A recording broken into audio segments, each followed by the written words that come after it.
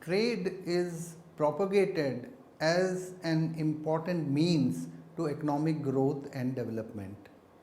The essential aim of conducting foreign trade is to stimulate the economic activity and not just to earn foreign exchange. We need to develop a foreign trade policy as an instrument to promote economic growth along the desired lines. Along with an increase in the exports, it is important to facilitate imports as well, which are required to fuel the growth of our economy.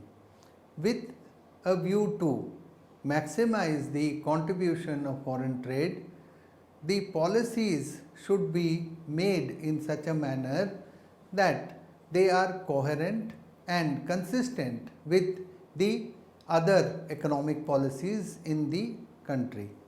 Thus, while assimilating the ongoing practice of announcing an annual EXIM policy, Government of India took a unified approach to the developmental requirements of foreign trade.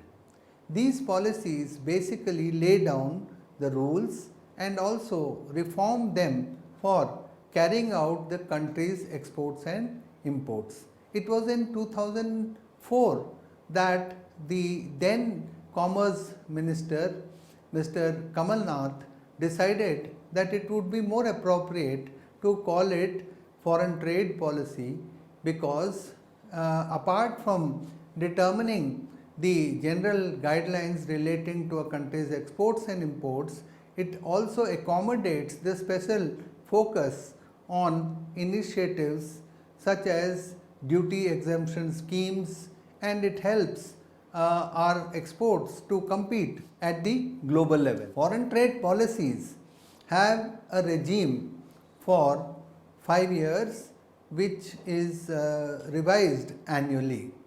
The revision of policy is required because trade is a dynamic condition and trade takes place in a global environment which is dynamic.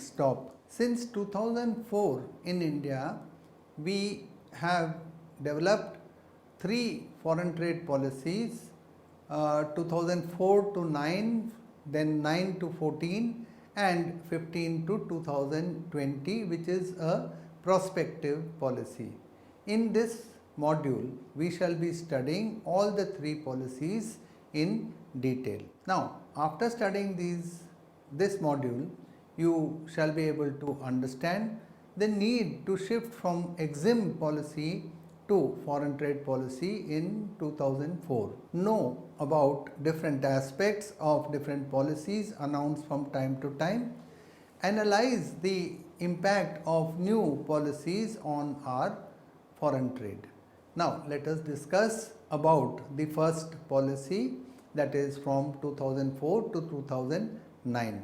In 2004, the UPA government, the then UPA government adopted the National Foreign Trade Policy or NFTP 2004 to 2009 as a tool of export promotion, replacing the earlier EXIM policy.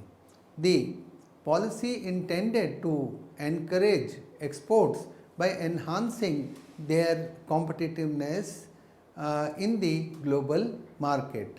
This was expected to generate employment and help in poverty alleviation. The objectives of the foreign trade policy of 2004 are the following. The ultimate aim of the NFTP 2004-9 was to generate employment. With this end in view, it identified 2 means: increase in the exports to GDP ratio and a larger emphasis on labor intensive export. In order to meet this objective, the goal or target was set in the sense that it was required that there be a doubling of India's contribution to global trade from 0.8% to 1.5% by the end of 2009. Accordingly, this would act as an effective instrument of growth by giving a push to employment, especially in the rural sector as well as in semi-urban areas. Now let us discuss the strategies. The key strategies which were followed by the NFTP was to unshackle the controls and create an environment of transparency. It emphasized on simplifying the procedural formalities and lowering down the transaction costs. To meet these objectives, it identified the special focus areas needed to be nurtured. This essentially means that the sectors with substantial export potential for employment and growth were identified in semi-urban and rural areas, and these were designated as the thrust sectors, and then specific strategies were worked out for the same, which are known as focus market schemes and focus product schemes. This involves reimbursement of duty payments up to 2.5% of the value of the FOB export value to counterbalance the high freight and the transportation cost to international markets. The threshold limit for the towns in which these focus areas were identified were classified as towns of export excellence, TEE, and these were brought, this was the limit, the threshold was brought down from rupees 1000 crores to rupees 250 crores. These selected towns basically had the potential for growth in exports. Thus, certain incentives were given to them. So, these towns were selected because they had the growth potential. Certain incentives were given to them in the form of financial assistance under the Market Access Initiative, MAI. This scheme and other schemes were floated, like the Export Promotion Capital Goods Scheme, EPCG scheme. Then we had another strategy called Target Plus, a scheme to speed up the growth of exports called Target Plus was introduced. In this scheme, the incentives in terms of duty-free credit were given to the exporters if the value of their export exceeded the general target set for them. For example, if any exporter had set a target of exports of 20% more than the target, or had achieved a export of more than 20% of the target, then he would be eligible to receive a duty-free credit up to 5% of the FOB value of his incremental exports. Then we had another strategy called Vishesh Krishi Upaj Yojana. This scheme, known as the Special Agricultural Produce Scheme, was launched to boost the exports of fruits, vegetables, flowers and minor forest products. Export of these products qualified for the duty-free credit entitlement up to 5% of the FOB value of exports, and this entitlement could be utilized for the import of a variety of agricultural inputs. This means that exporters could import the inputs at a reduced rate. Then this would also help them in becoming more competitive. And then there was another scheme called Served from India scheme. This scheme was intended to create a unique and impressive brand served from India that could be recognized all over the world. The earlier schemes with the same motives were reformulated and revamped into this new scheme.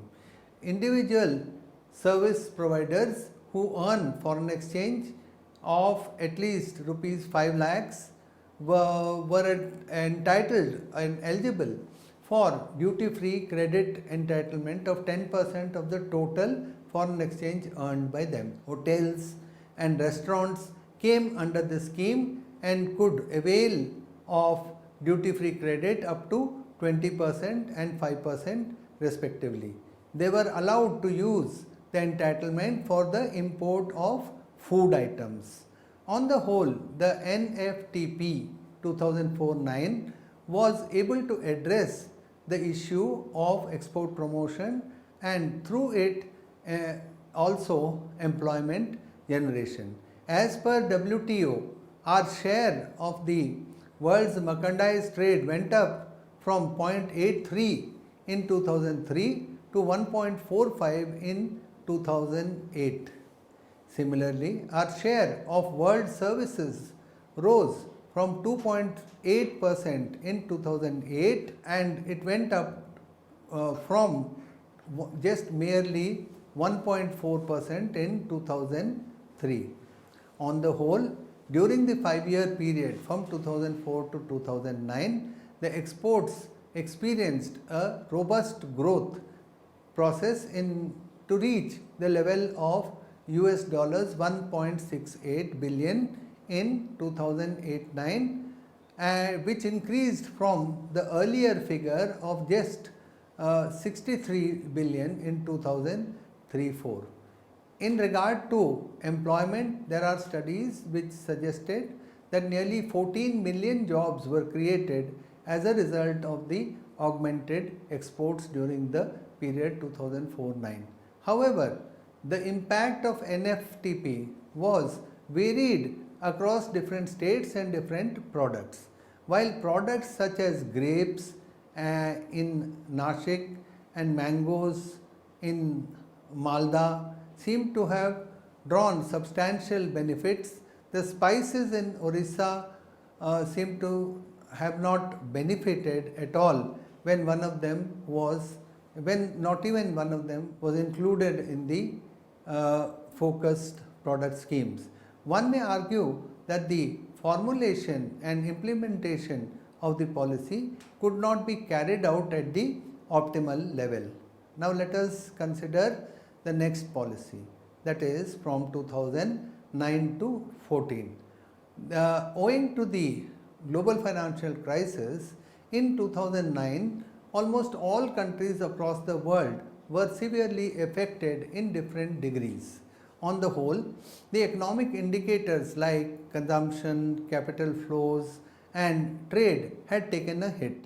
The IMF estimated that global trade declined by 11% in volume terms and WTO forecasted a decline of nearly about 9%. Though the adverse impact on India was not of the same magnitude as compared to the developed economies, but still it suffered on account of exports. This was mainly due to the contraction in demand in the foreign markets for Indian exports.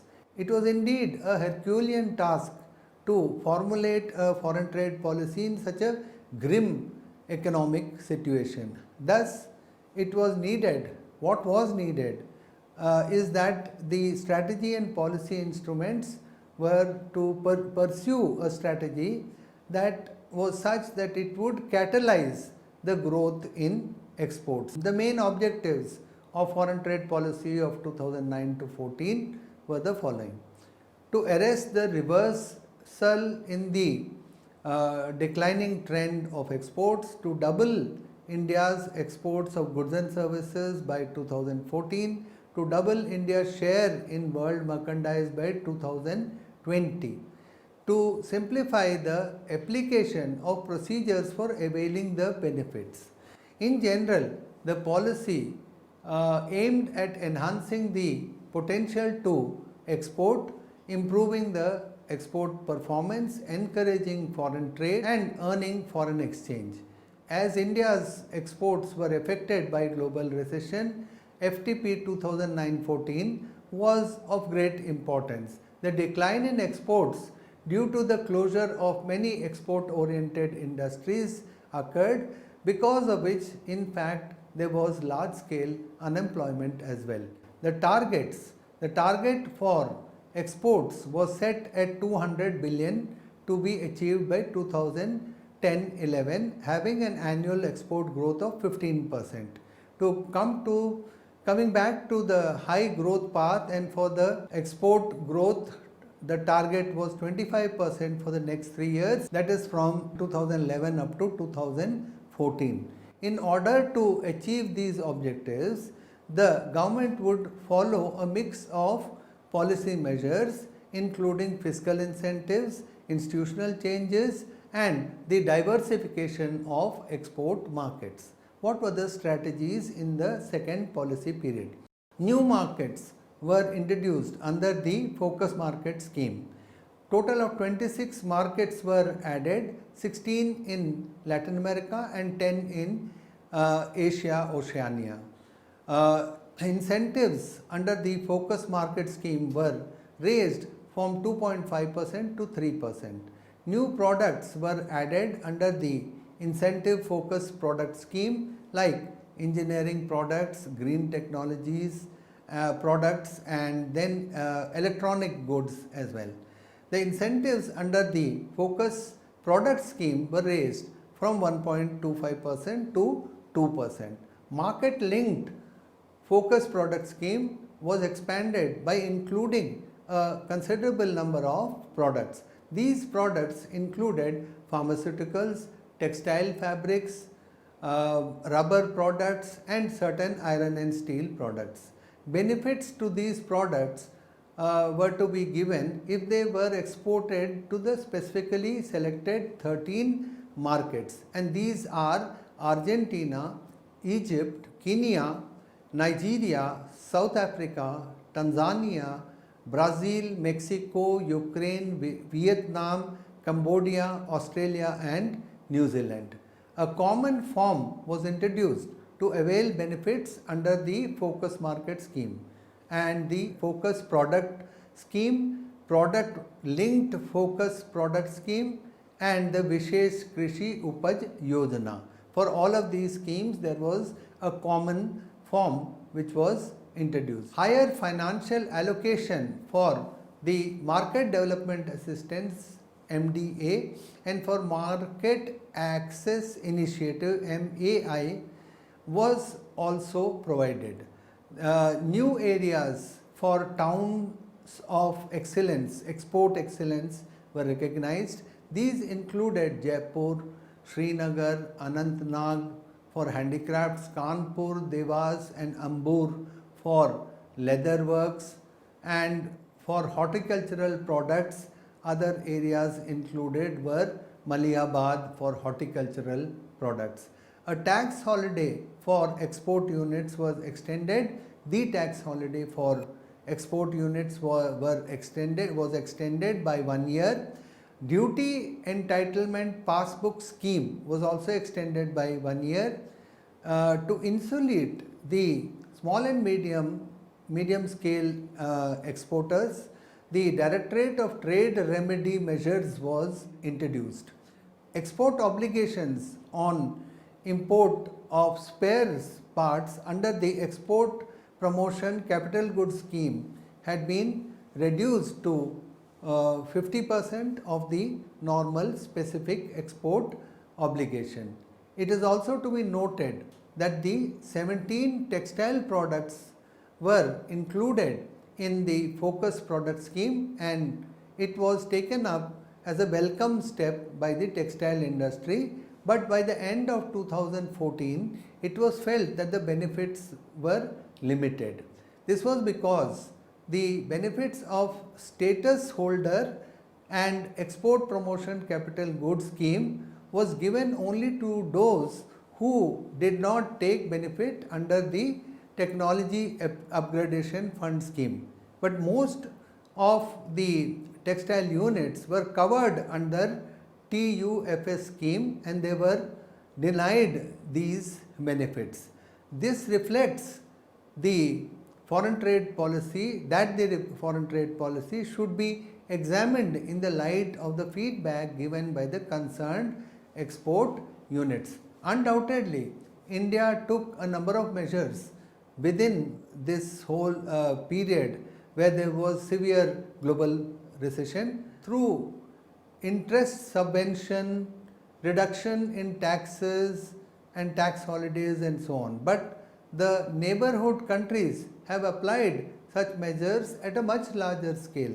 The measures listed above are supplemented by a few more steps which are based on their feedbacks, by the feedbacks given by the specific industry associations and the Federation of Indian Export Organizations, FIEO.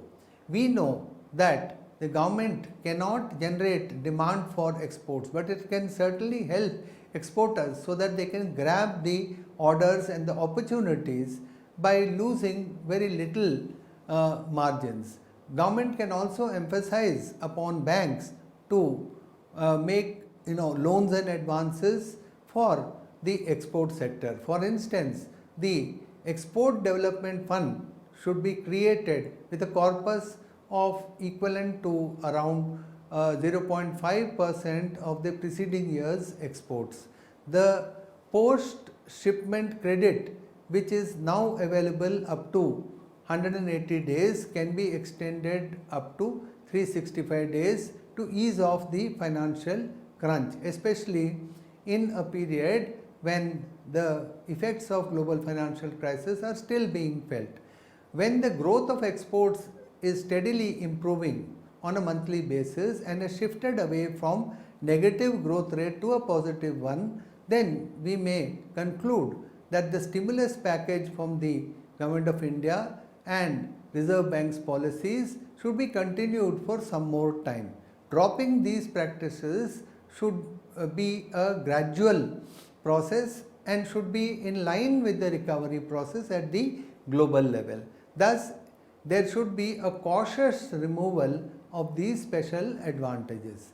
Now, we should discuss the third phase of foreign trade policy, that is from 2015 to 2020, which is a prospective policy. This policy was announced by the Commerce and Industry Minister on April 1st, 2015. This policy has been announced at a time when several other measures were also undertaken by the present government, such as Make in India and Digital India.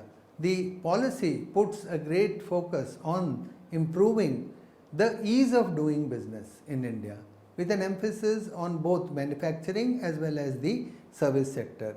The policy describes the strategies related to the products and markets needed to promote trade, develop infrastructure, and enhance the overall system of trade.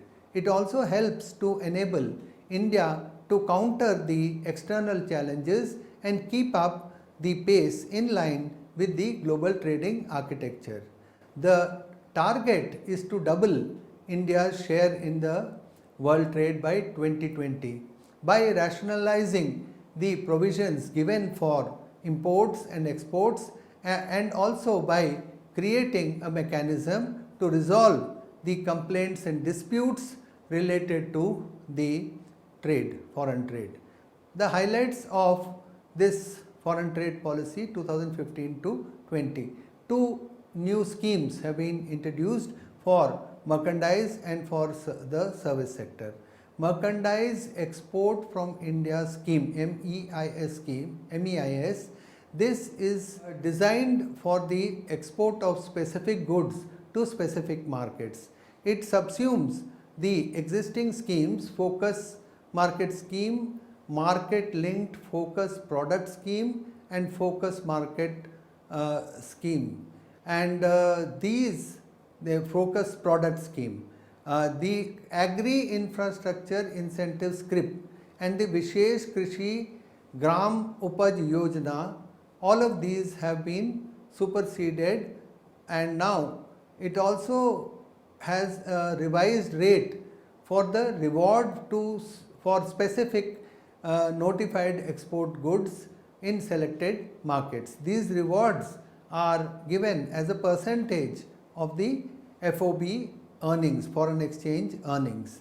The Services Export from India scheme, SEIS, this scheme was available to the service providers who are located in India as against the existing scheme of Serve from India, which gives benefits to Indian service providers. So, this is a subtle shift in the policy. In both the schemes, the duty credit scrips can be used for payment of customs and excise duty as well as service tax. There is also a welcome step and imperative is to boost the special economic zones and the benefits under the MEIS scheme and the SEIS scheme. These have been extended to units located in the special economic zones. In addition, there is a change in the status holder also. The method for calculating the export performance meant for recognition of status holder has been changed from Indian rupee to US dollar earnings.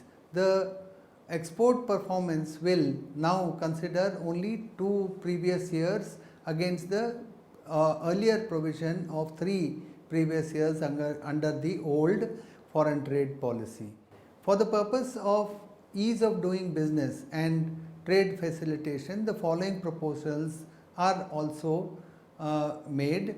Online procedure for uploading digital signatures in documents, creation of profile of importers and exporters so that the repeated submissions are eliminated and a permanent record is maintained. Online facility for terminal excise duty refunds has also been provided. In order to encourage the Make in India initiative, the export obligations have been reduced from 90% to 75% for domestic procurement under the Export Promotion Capital Goods Scheme. There is a higher reward being given under the MEIS for the products which have high domestic content and for more value addition done in India. This will promote the domestic manufacturing industry. These flexibilities will encourage the exporters to enhance their productive capacities. Measures have been taken in defense and in the high-tech items also. Further, e-commerce, export of products like handlooms, books, footwear, toys and fashion garments through courier or by post offices would be able to get the benefits under MEIS scheme. These measures will provide employment in addition to capitalizing the India's strength in these areas. The transition to this new policy is quite smooth as the eligibility of usage of scrips and other conditions for export of goods or rendering of services would be governed by the earlier foreign trade policy. On the whole, we may appreciate the new foreign trade policy 2015-20 as it emphasizes on simplification and mergers of the existing initiatives. Now let us summarize what we have discussed in this module. India had started the foreign trade policy in 2004 and it was a more holistic and integrated approach. The first policy of 2004 to 9 focused on enhancing the competitiveness of Indian products in the world market, and the emphasis was on employment and poverty alleviation. The foreign trade policy of 2009 to 14 aimed at arresting the reversing of the trend because of the global financial crisis, and it targeted at doubling the exports of goods and services from India by 2014. It also had a target of doubling India's share in world merchandise trade by 2020. The foreign trade policy of 2015 to 20, which is a prospective policy, has exerted pressure on improving the ease of doing business within India, with a special stress on both manufacturing as well as service sector. The impact of these policies can be seen on the resilient growth of our foreign trade. Hence, one may conclude that the measures could be in pace with global recovery. The various stimuli given to exporters have indeed been successful in setting the growth rate of exports at a higher trajectory.